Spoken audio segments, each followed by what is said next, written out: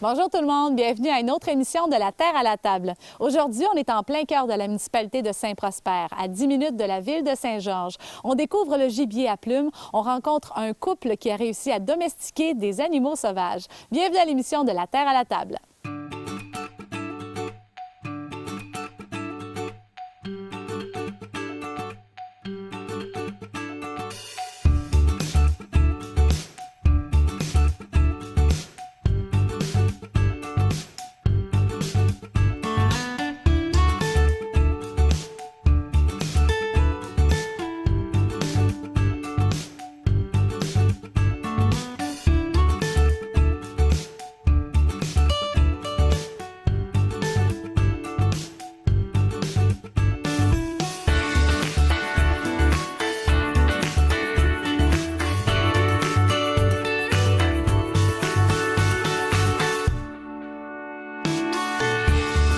Je suis avec Christian Nadeau, bonjour. Bonjour. Vous êtes le copropriétaire de la sauvagerie MC. C'est né il n'y a pas si longtemps, en fait, hein? Non, l'idée nous est venue il y a une couple d'années. Ça fait 2 ans là, pour dire qu'on a commencé à monter des géniteurs. Au départ, à la base, ça a été avec des dindons sauvages. OK. On s'était acheté des petits poussins pour nous autres. Quand ça a été le temps de les abattre à l'automne, on avait acheté 4 poussins. Quand ça a été le temps de les abattre à l'automne, mais mon épouse est copropriétaire d'entreprise, était tombée en amour avec les dindons, donc il n'était plus question de les abattre pour les manger. On a donc décidé de les garder.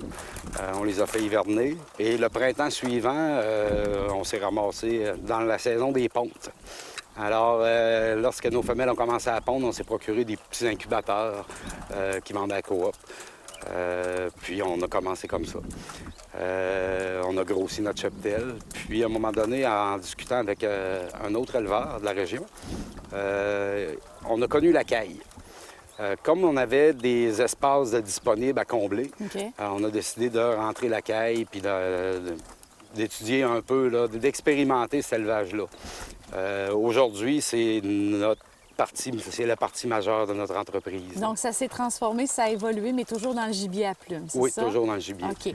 En dedans de 2 ans, est-ce qu'il s'est passé des trucs quand vous avez-vous fait des essais, des erreurs? Avez-vous eu des pertes Beaucoup. au niveau des... Ah oui? Bien, c'est Beaucoup. important, en fait, que les gens soient au courant de ça parce que c'est pas toujours tout rose, hein, quand on est éleveur. Qu'est-ce qui s'est passé, entre autres? Comme il n'y a pas vraiment de formation qui se donne là-dessus, il n'y a pas énormément d'éleveurs non plus, et le peu d'éleveurs qu'il y a gardent leur secret. Donc, il a fallu apprendre, comme on dit, sur le tas. Alors, oui, il a fallu expérimenter. On a eu des problèmes avec les incubateurs au niveau des humidités que ça prend pour l'incubation. Si on fait des recherches sur Internet, les informations sont toutes contradictoires. Donc, il faut vraiment y aller avec nos propres expériences. Alors, la première année, ça n'a pas été très, très concluant. Par contre, ça nous a permis de monter nos géniteurs pour pouvoir, après ça, partir vraiment la partie élevage. On était toujours à ce moment-là dans le dindon sauvage. Lorsqu'on a débuté avec la caille, là, on était déjà plus familier avec les incubations. Donc, les taux étaient beaucoup plus élevés, les taux de réussite beaucoup plus élevés. On s'est rendu compte que c'est un animal qui s'engraisse très rapidement. En 6 semaines, il part de l'éclosion à la table. Ah oui? Oui. On s'est mis à expérimenter suite à ça pour grossir les génétiques. Vous avez fait des mariages, donc vous avez fait des mix, comme on dit, entre quelques races, quelques couleurs pour aller chercher le maximum de chair? Exactement, OK. pour pouvoir continuer à grossir la race. On a parti de entre 170 et 190 grammes la caille abattue. Aujourd'hui, on livre jusqu'à 260 grammes et on vise là, aller au printemps, là, le 300 grammes là, Wow. en livraison. Eh bien, depuis qu'on est ici, on entend plein de petits bruits. On parle de gibier à plumes. On va découvrir avec vous les différentes sortes de cailles que vous avez et les dindons sauvages, entre autres. Il y a tout plein d'animaux à découvrir aujourd'hui. Merci. Christian, on est avec un beau bébé. En fait, c'est un dindon sauvage, l'animal avec lequel vous avez commencé l'entreprise. Justement, dindon sauvage, quelle est la différence entre un dindon sauvage et un dindon domestique, normal, disons ça comme ça? Moi, j'appelle plus ça un dindon industriel. OK. Parce que c'est engraissé très rapidement, là, qui est une dinde blanche, une fameuse dinde traditionnelle du temps des fêtes. Moi, je suis chasseur depuis l'âge de 12 ans. Donc, j'étais attiré par la dinde sauvage énormément, étant donné que depuis 7-8 ans, on en a de plus en plus dans nos régions ici en Beauce. Il y en avait beaucoup du côté des Bois-Francs, de l'Estrie, le long des frontières du Vermont. Mais depuis 7-8 ans, par ici, on en a beaucoup. Puis on est en pleine expansion. Alors, la différence entre les deux, c'est que le dindon sauvage va être plus petit là, que la dinde traditionnelle. Si on parle de l'animal, l'animal se nourrit à l'année, été comme hiver, nous autres, à l'état sauvage ici au Québec. Côté viande, c'est un animal qu'on va engraisser 5 mois au lieu de 2 à 3 mois pour une dinde traditionnelle. Est-ce que c'est la même couleur de viande, un dindon sauvage et un dindon industriel? Non. Le dindon sauvage naturel, en nature, est capable de voler. Donc, c'est une viande rouge. OK, donc quand que ça vole... C'est une viande rouge. Ah, Ouais. ben. Donc, souvent, le monde va dire dindon sauvage. Les chasseurs qui vont tuer un dindon sauvage vont dire... la grosse majorité vont dire « Ah, c'est pas bon, c'est une viande dure, c'est une viande rouge, ça goûte fort. » C'est normal puisqu'il se nourrit de bourgeons puis il se nourrit dans la nature. En élevage, c'est différent. Nos oiseaux sont en volière, ne volent pas, donc demeure une viande blanche. Eh bien, Oui. C'est beaucoup plus savoureux, étant donné que c'est élevé avec du grain naturel. C'est beaucoup plus savoureux et ça reste juteux, contrairement à une dinde traditionnelle. OK. Nous, on a fait l'essai parce que moi, pour promouvoir mon produit, je dois commencer par l'aimer. Alors, on a changé la dinde traditionnelle pour la dinde sauvage et on ne reviendra pas à la dinde traditionnelle. Dis-moi, Christian, est-ce que ça pond un dindon sauvage? Oui, il y a une saison de ponte qui débute normalement entre la 2e et la 3e semaine d'avril, puis jusqu'à la fin juillet. Souvent, on va dire, si c'est plus froid, ça va être plus tard. C'est pas vrai. C'est vraiment côté ce qu'on appelle photopériode. C'est la luminosité de la journée. Le nombre d'heures d'ensoleillement qui fait que, autant que pour les feuilles qui jaunissent d'un arbre, qui vont faire que le début de la reproduction commence au printemps. OK. Hey, merci beaucoup, Christian. C'est vraiment intéressant.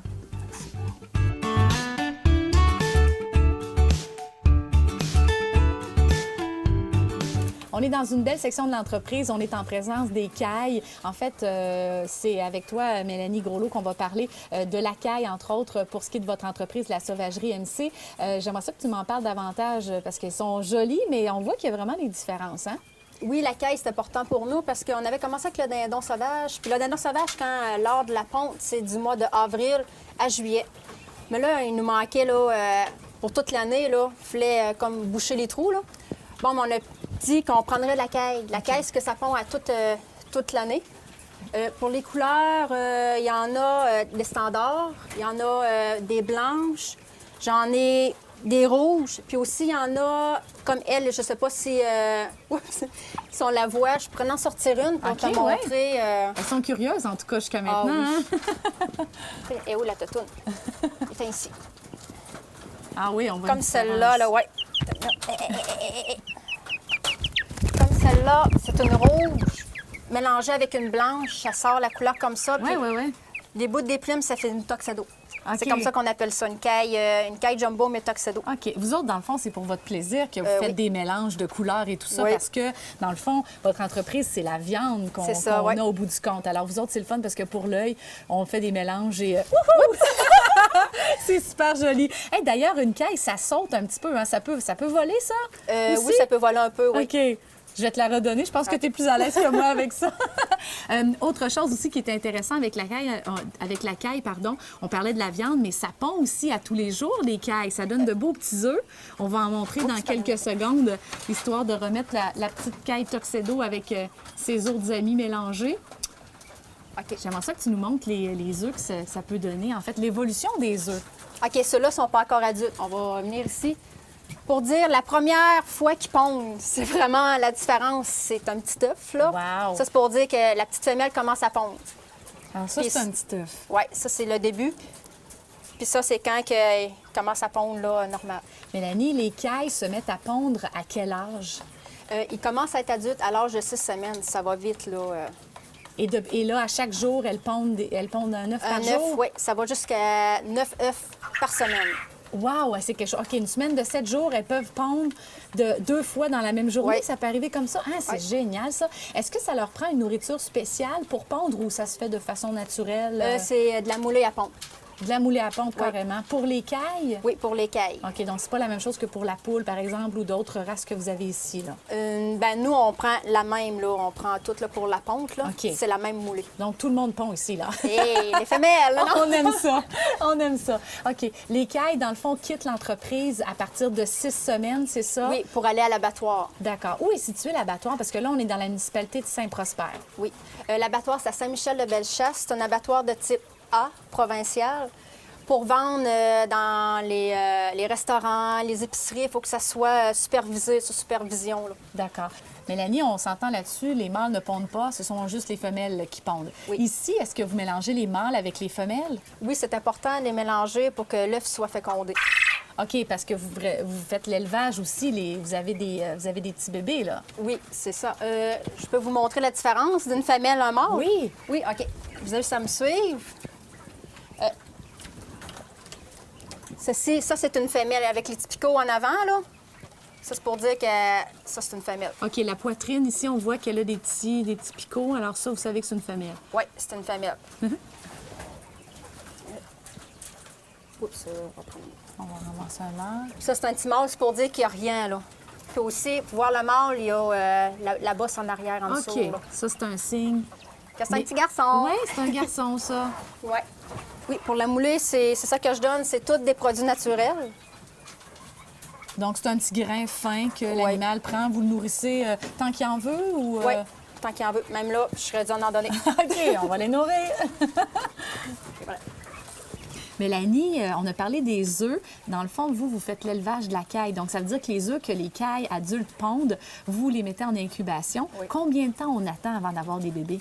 L'incubation, c'est 16 jours. Et après ça, là, celui-là, il y a 2 semaines. Là. OK, il y a 2 semaines. On appelle ça comment, un petit bébé caille? Un caillou? OK, alors un caïto. Un Donc, caïto. j'ai un caïto de 2 semaines entre les mains. Oui. Et tu voulais me montrer un truc aussi. Voilà, 2 semaines. Comment que ça grandit vite, là, à 6 semaines? Ça, sont adultes. Donc, à Ça, 6 vous pouvez semaines... comparer la À différence, 6 là. semaines, c'est un adulte. Regardez la différence, c'est fou, hein? Puis Wow. il commence à pondre aussi, puis OK, la roue mais tourne. les bébés cailles, on va les appeler comme ça, ils n'ont pas besoin de leur mère pour se développer? Ils s'autosuffisent? non. Ah, Je mets une lumière rouge, là. Il faut qu'ils ont besoin de chaleur, Ouais. sinon ils vont mourir, là. OK. Ça mange automatique dès la naissance, là. Wow, génial. Alors, je te redonne le petit caillou. Ça s'appelle pas un caillou, mais je trouvais ça drôle. Mélanie, on a quoi en ce moment, là, sous la lampe? J'ai des cailles jumbo, j'ai des... Ben là, ils sont rendus un petit peu plus vieux, là. J'ai des bébés dindons sauvages. C'est pour ça, comme tantôt, quand on me s'est parlé qu'ils avaient besoin de la chaleur, c'est à cause qu'ils ont encore de besoin, là, de la lumière, là. Ça, cette lumière-là, tu mets ta main en dessous, là, regarde la... ouais. Comme qu'on appelle aussi une lampe à cochon, là, Oui, la c'est une lumière lampe rouge, dans le fond. Oui, une c'est ampoule ça. rouge que sous ça. Ouais, Ouais, c'est ça. Donc, ils recherchent beaucoup plus la chaleur que la luminosité, finalement. Quand ils sont bébés, oui, ils ont besoin de chaleur, parce que sinon, si on n'en mettrait pas, ben ils mourraient, là. OK. On parlait tantôt de mélange de caille, juste pour vous autres, dans le fond, parce que dans le fond, c'est la viande, nous, qu'on consomme. Il y a plusieurs types de caille, par contre. Il me semble que j'ai entendu parler de caille des blés et tout ça. Ça, c'est la couleur, la caille de blé. Il y en a une comme qu'on peut voir, ça en est une. La petite de blé. La petite blanche, comme, non? Petite blanche, ça en est une, mais la blé, c'est comme couleur crème. OK, t'es là. Comme...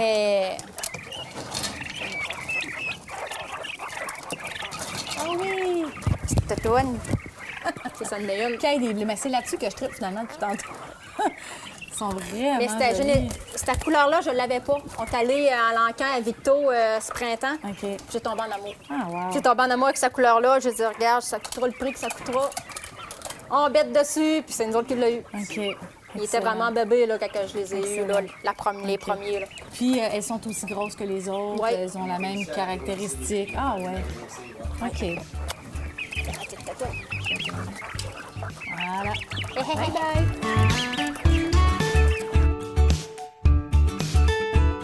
Christian, on est dans quelle section de l'entreprise ici, là?